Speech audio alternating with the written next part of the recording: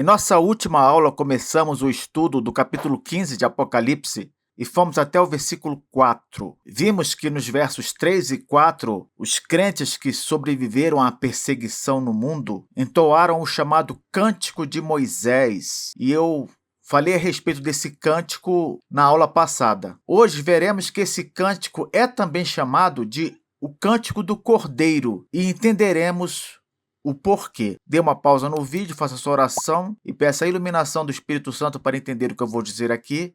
Depois volte para prosseguirmos com o estudo. Se você gosta de assistir aos vídeos do canal, por favor, inscreva-se, comente, compartilhe e deixe o seu gostei. Vamos lá. Apocalipse capítulo 15, versículos 3 e 4, trazem o seguinte: E entoavam o cântico de Moisés, servo de Deus, e o cântico do Cordeiro, dizendo: Grandes e admiráveis são as tuas obras, Senhor Deus Todo-Poderoso.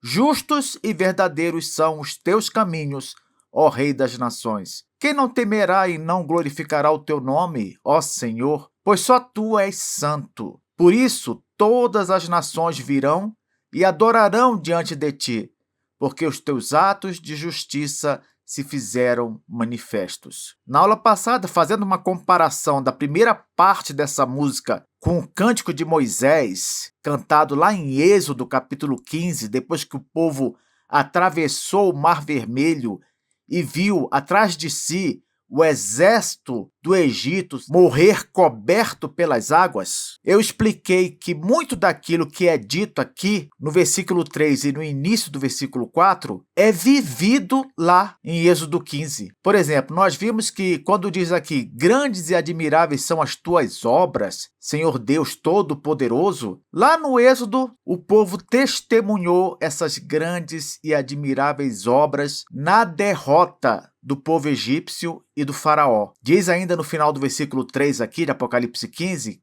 que Deus é o Rei das Nações. E lá, em Êxodo 15, ele é mencionado como estando sobre Moabe e outros povos da época. Isto é, ele sempre foi e sempre será o Rei das Nações. Aqui no versículo 4 de Apocalipse 15 diz que quem não temerá e não glorificará o teu nome, ó Senhor? E lá, em Êxodo 15, nós vimos que, com certeza, o povo egípcio e faraó temeram o nome de Deus e o povo de Israel glorificou esse nome. Porém, o detalhe é que aqui no início do versículo 3 de Apocalipse 15, diz que os crentes, após escaparem da perseguição, após vencerem tudo neste mundo, entoaram o cântico de Moisés, servo de Deus, e o cântico do Cordeiro. Aí vem a pergunta, qual a parte desta música pode ser considerada o cântico do Cordeiro? Certamente a parte final. Veja o que ela diz aqui, versículo 4,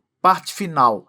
Todas as nações virão e adorarão diante de ti, porque os teus atos de justiça se fizeram manifestos. Ali, em Êxodo 15, os atos justos de Deus se manifestaram diante de seu povo. No final da história da igreja, esses atos vão se manifestar de novo. E aí todas as nações vão vir e vão adorar diante de Deus. Entenda aí, todas as nações que, no caso, serão compostas de crentes, crentes vitoriosos, crentes que foram fiéis até a morte e receberam a coroa da vida. Professor, eu fico pensando, e se eu não estiver vivo nessa ocasião? Eu não vou poder participar desse momento? Não, não é bem assim. Na verdade, ninguém entre os crentes deixará de participar desse momento. Por quê? Porque todos serão ressuscitados, tanto crentes quanto não crentes. Embora os não crentes sejam ressuscitados para um juízo de perdição, para nós que somos crentes em Jesus, seremos ressuscitados para viver uma nova fase de nossa existência e veremos neste mundo renovado, transformado, aquilo que a Bíblia chama de nova terra. Podemos concluir esta rápida aula de hoje com a seguinte reflexão. Nós vimos que, embora a era da igreja seja marcada por selos, trombetas, flagelos.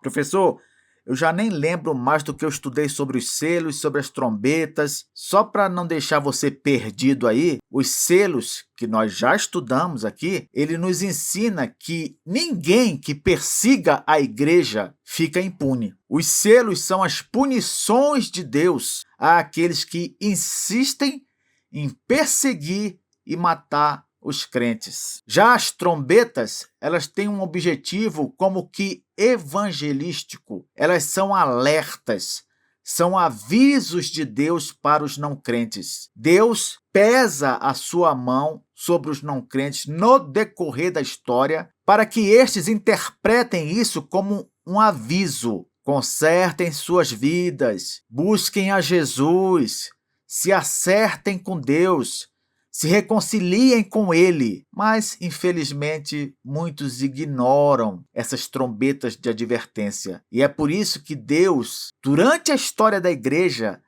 também derrama os flagelos, que é o que vamos estudar nas aulas seguintes.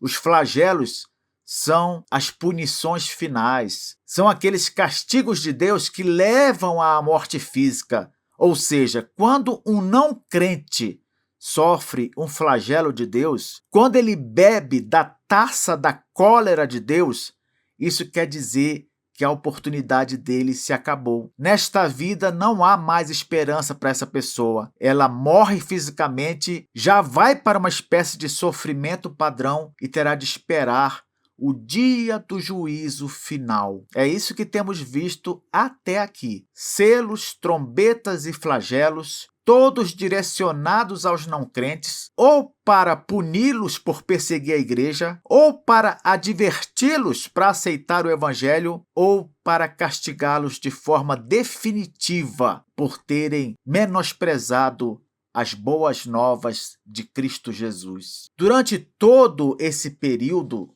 da era da igreja, mesmo havendo selo, trombeta, flagelo e o crente sendo perseguido em meio a essas coisas todas, o final para nós será sempre o mesmo: vitória com cântico de louvor. Em um mundo povoado por nações crentes, já imaginou uma coisa dessas? Nações crentes que se unirão para louvar a Deus numa só voz, reconhecendo que a justiça foi feita. Isso mesmo, meu irmão, minha irmã. Se você não chegar ao céu antes da segunda vinda de Cristo, vai surgir diante de você a porta de entrada para a nova terra. Você viverá num mundo inigualavelmente belo, coisa que nem mesmo o lugar mais lindo da terra pode superar. Sim, estaremos todos lá, juntos, louvando a Deus com liberdade, podendo parar em qualquer campo, em qualquer terra,